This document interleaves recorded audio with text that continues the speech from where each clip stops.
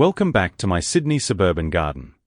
Winter in Sydney may feel cool and quiet, with many plants resting or dormant, but the garden is far from lifeless.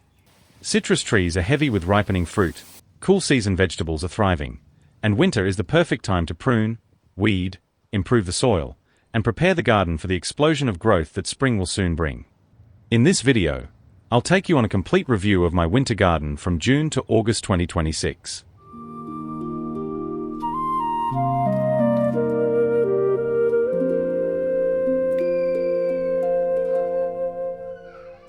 It's a cool, comfortable morning in early winter here in my Sydney backyard.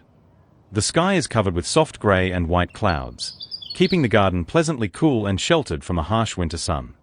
There's a quiet, peaceful feeling in the air, with only the gentle sounds of birds and the occasional breeze.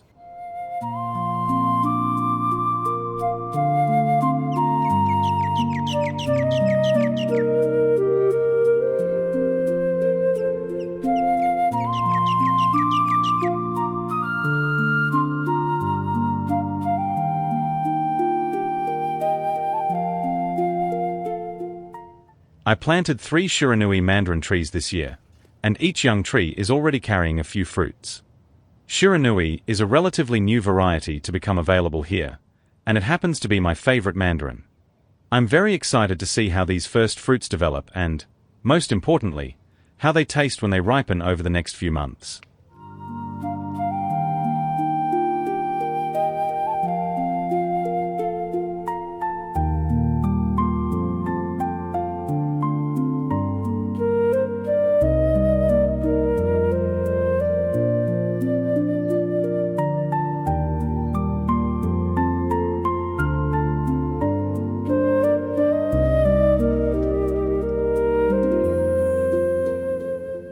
Our Washington navel oranges are starting to turn orange, but they're not fully ripe yet.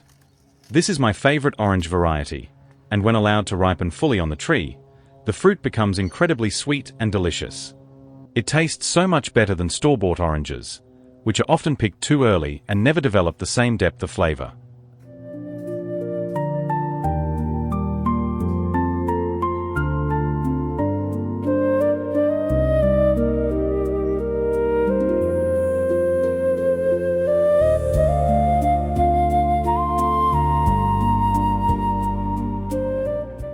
I am very happy with this beefsteak tomato.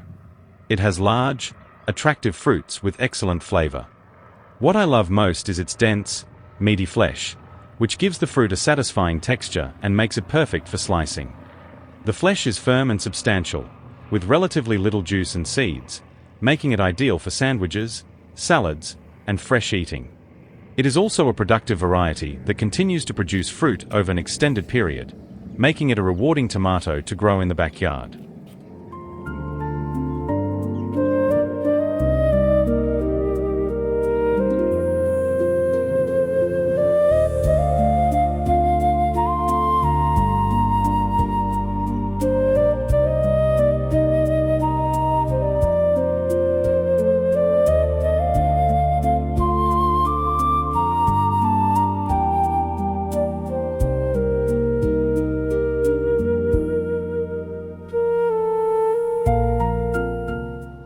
The imperial mandarin is now starting to ripen, and this tree has given us an abundance of delicious fruit year after year. One of the great things about citrus is that many varieties ripen during winter, when fresh fruit from the garden is otherwise scarce. It's wonderful to have a tree producing such sweet, juicy fruit at a time when there is much less fruit available in the garden.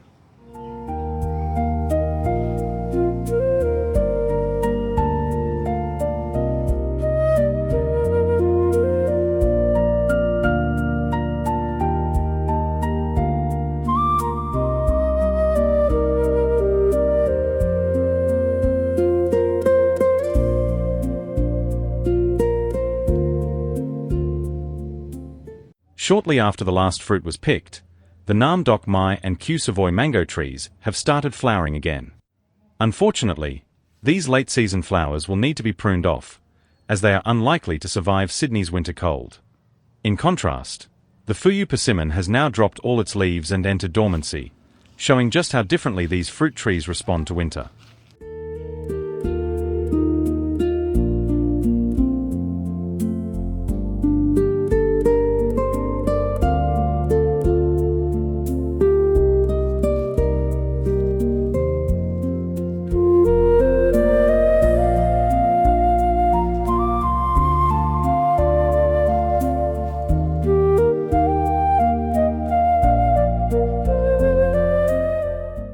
I bought a brown turkey fig and a Juro persimmon tree today, but I'll wait until late winter to plant them in the ground.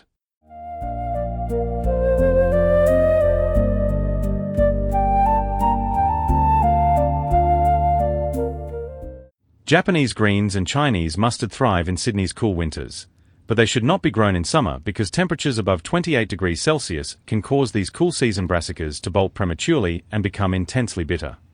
They are best grown from autumn through spring.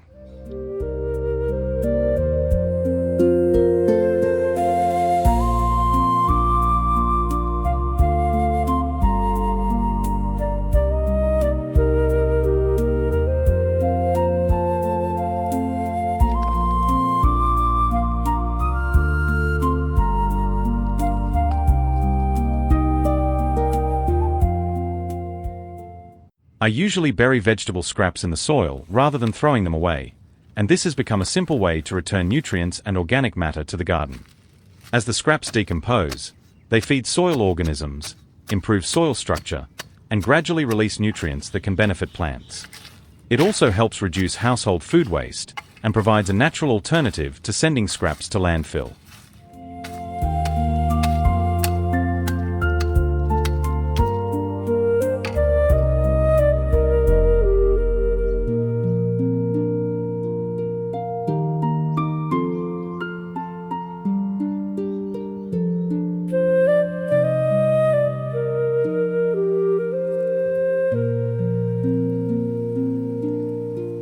Some of the leaves on my tomato plant have died, and the plant is starting to wilt as the winter cold sets in. With protection from frost, it could probably survive the winter, but I prefer to let it die naturally and plant a new one in spring. Tomatoes grow very quickly from healthy young plants once the weather warms up, so starting fresh in spring is usually easier and more productive.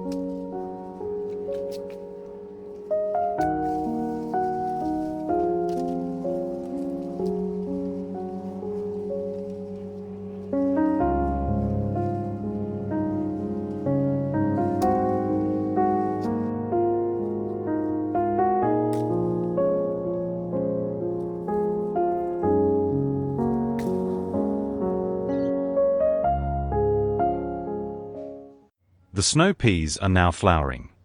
The young flowers are red and pink, but as the pods begin to form, the petals gradually turn purple before dropping as the fruit develops and grows larger. We have already harvested a large amount of Chinese mustard from this area, which was growing quite densely. With the remaining plants now having more space, they're getting plenty of room to grow and are producing much larger leaves.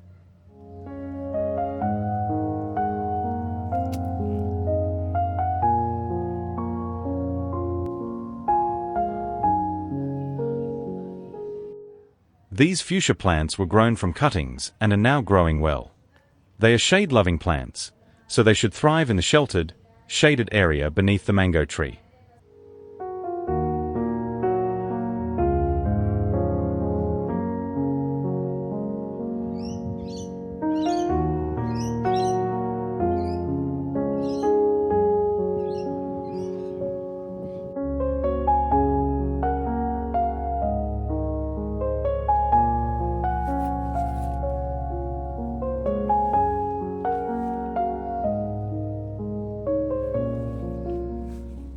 Some of the Eureka lemon fruits are beginning to ripen, while others are still young and green, and some branches are only just starting to flower.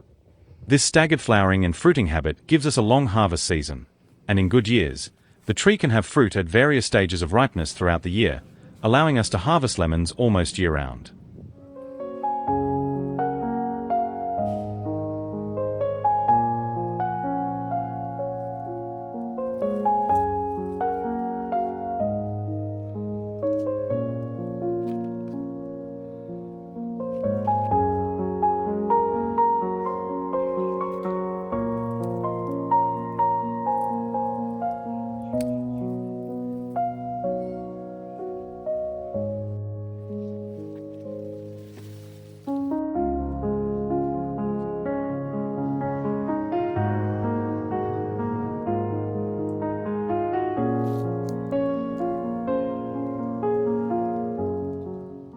This dwarf imperial mandarin is only 1 year younger than my full-sized imperial mandarin tree, yet it remains much smaller and far less productive. I've decided to move it into a pot and replace it with a more productive tree that will make better use of the space.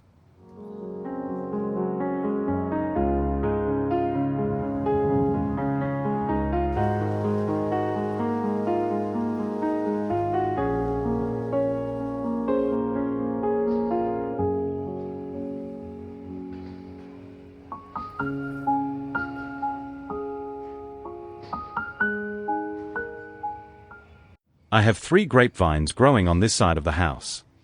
The first grapevine was bought from a nursery and labeled as seedless sun muscat. It produced an excellent crop last summer, but each grape contained 3 to 4 seeds, so I was the only one in my family who ate them.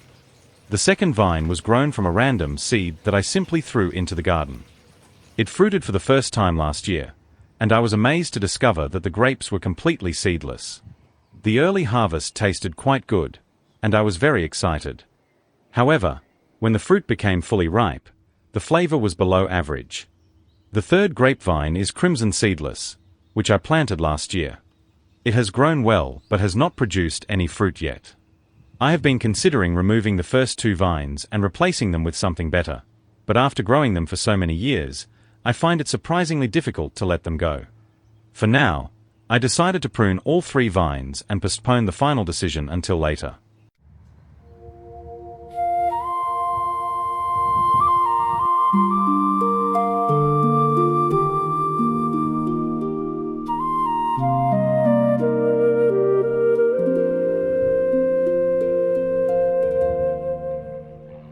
Today I decided to prune the Thompson seedless grapevine growing along the side fence of my backyard. The vine has outgrown the metal wires I used to train it onto the trellis, so I need to remove the wires and retie the vine more loosely. This will give the stems room to expand and prevent the wires from cutting into the growing wood as the vine thickens.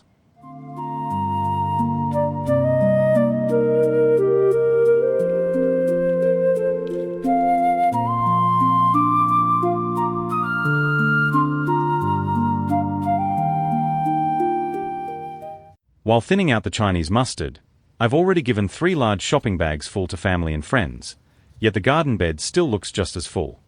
As I harvest some plants and create more space, the remaining plants quickly grow larger and spread into the gaps, making it seem as though I've hardly harvested anything at all.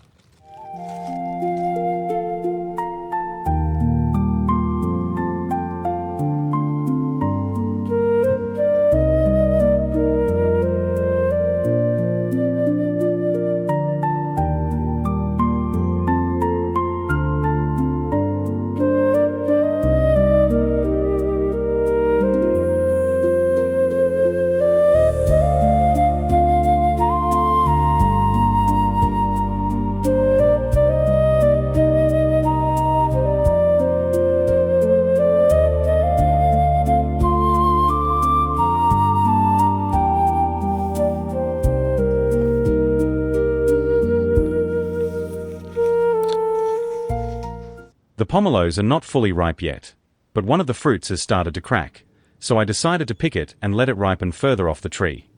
Thankfully, this fruit tasted excellent, much better than the pomelos I harvested in previous years.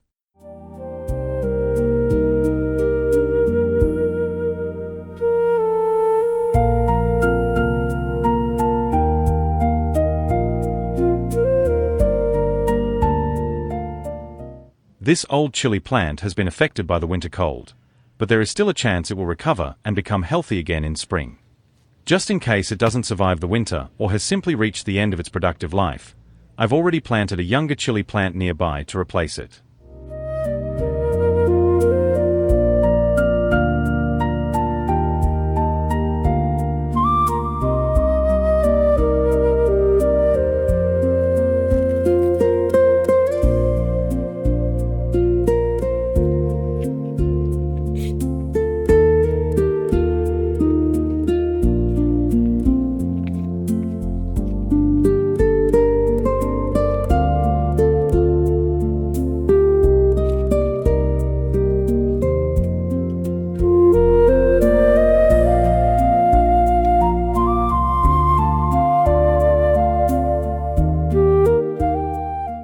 I didn't plant many snow peas because not everyone in our family enjoys eating them.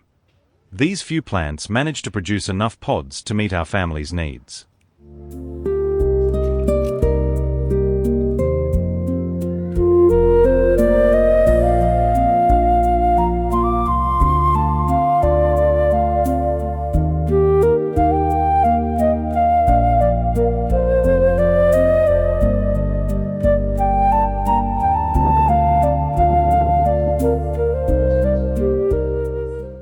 This is the last Q Savoy mango of the season, which barely survived the winter thanks to the protection provided by the tree's canopy.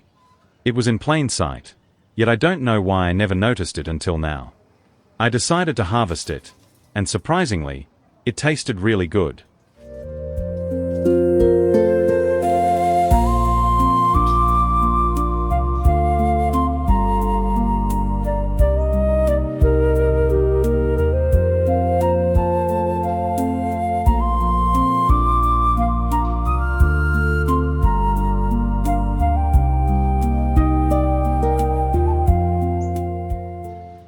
The jaboticaba has become quite dense, so I decided to prune some of the branches to improve airflow and allow more sunlight to reach the interior of the tree. This should also direct more of the tree's energy and nutrients towards the remaining branches. By opening up the canopy and exposing more branches to sunlight, I'm hoping to encourage the tree to flower and fruit soon. I only tasted jaboticaba once many years ago in tropical Queensland, and it has been so long that I've completely forgotten what it tasted like.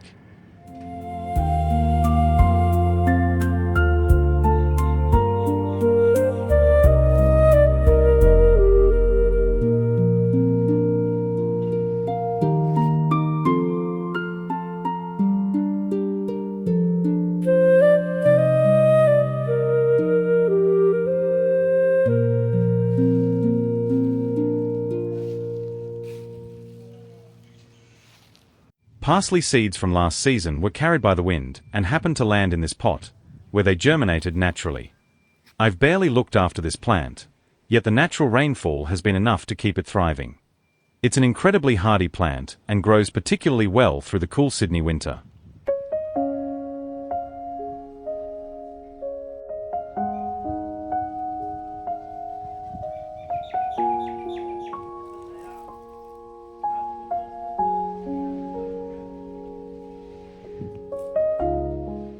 I had several plastic bags filled with soil that was sitting unused, so last summer I placed a thick layer of fallen mango leaves around this young citrus tree, and then put the bags of soil on top.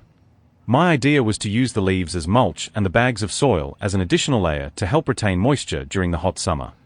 Now I've noticed that the mango leaves underneath the bags have largely broken down, which is an excellent result. They have gradually returned organic matter to the soil, while helping to keep the area cool and moist.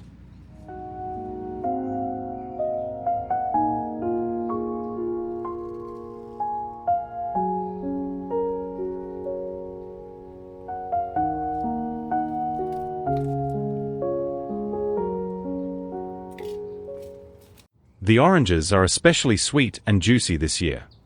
We've been enjoying them both fresh and freshly squeezed, and the juice tastes absolutely delicious. There's nothing quite like drinking fresh orange juice made from fruit picked straight from the backyard.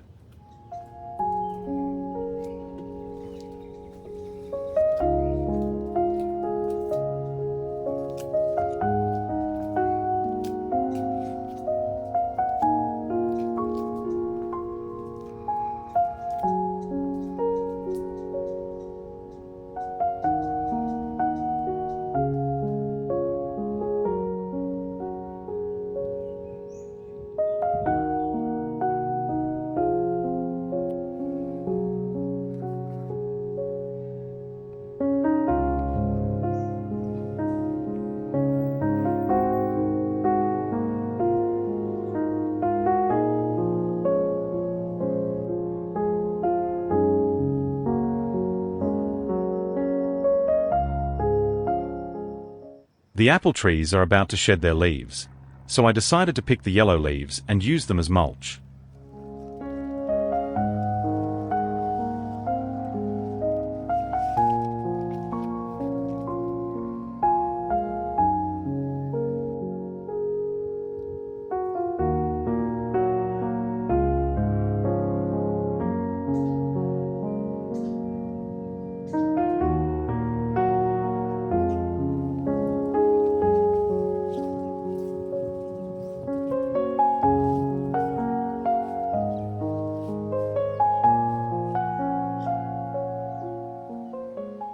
The first batch of pomelos is now starting to ripen, while the second batch of fruit is still young and developing. The heavy fruit is already weighing down the branches, causing them to bend quite low. I'll need to provide some support soon before the fruit grows even larger and puts even more strain on the branches.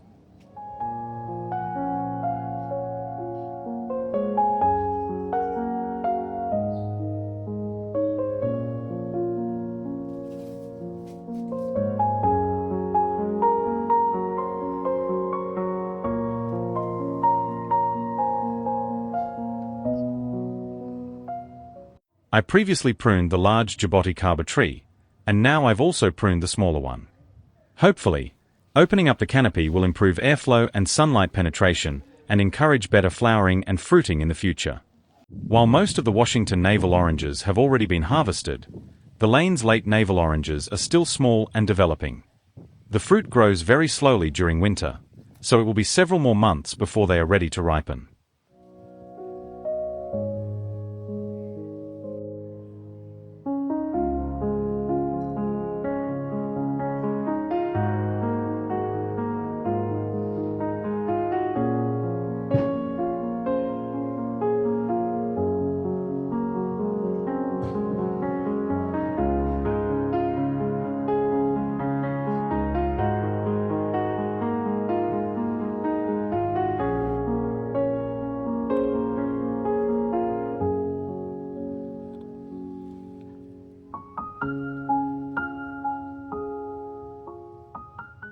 Freesias have been growing in this spot for many years.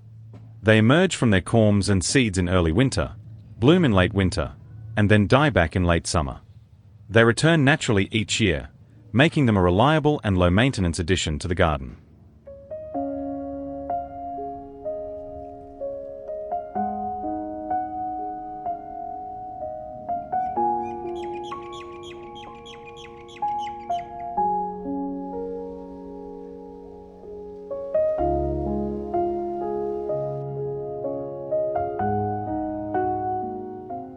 Nectar-loving birds visit these aloe vera flowers quite often, so I opened one of the flowers to take a closer look inside and see what attracts them.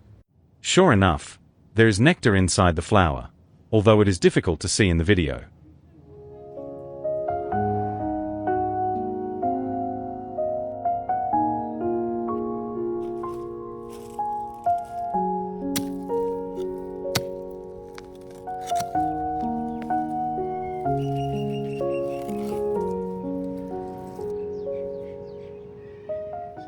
The fruit on our smaller citrus trees has now ripened, so I decided to harvest them today.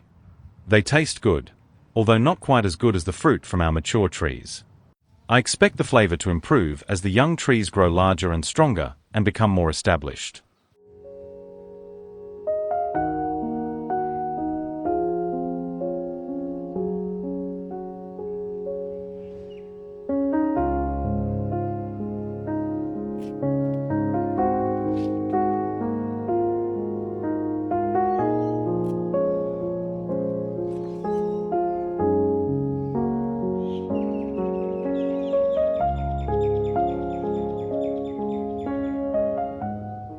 This Shiranui, also known as sumo citrus, has finally ripened, and I was very excited to taste it.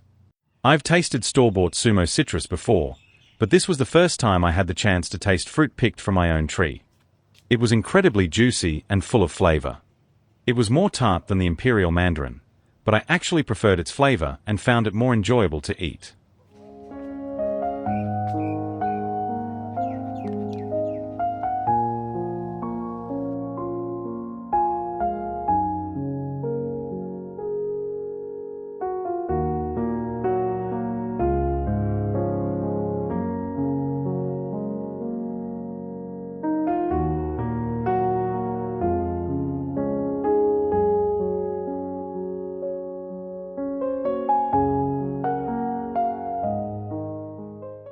I finally decided to remove this grapevine because its fruit contains too many seeds to be enjoyable as a table grape.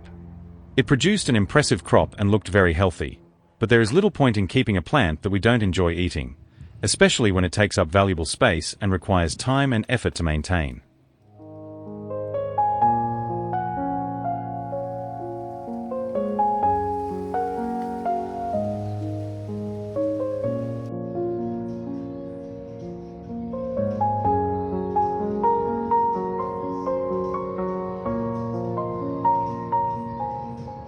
Today I visited Flower Power Nursery and came home with a Violette de Bordeaux fig for $44.99, along with 2 osteospermum plants at an incredible bargain price of just $1 each.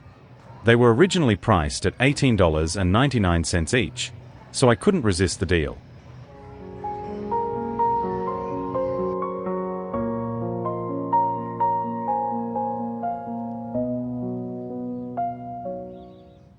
This is a black jumbo grapevine that I planted last year at the same time as the crimson seedless.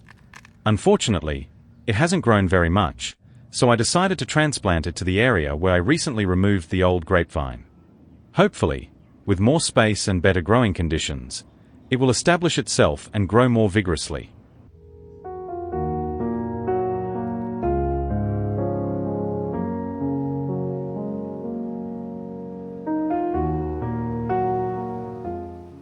In May, my wife bought a huge guava from a Cambodian grocery store.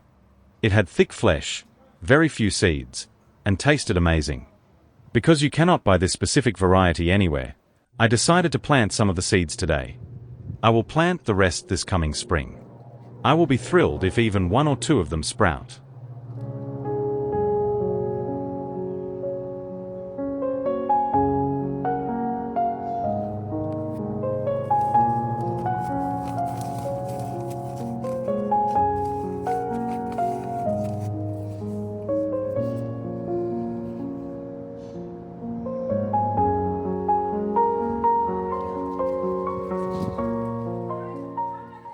The freesia flowers are starting to bloom, adding a beautiful splash of color to the winter garden.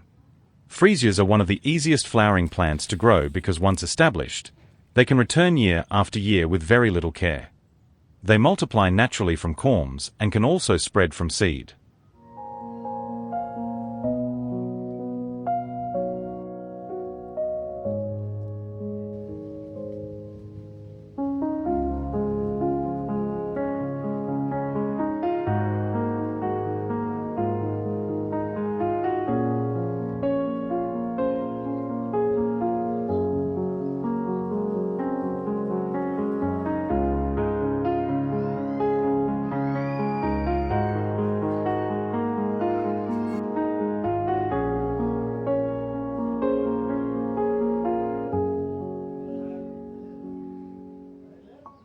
August is the last month of winter in Sydney, and as the weather begins to warm up, the citrus trees are starting to burst into flower. It's a sure sign that spring is just around the corner, and a new season of growth is about to begin.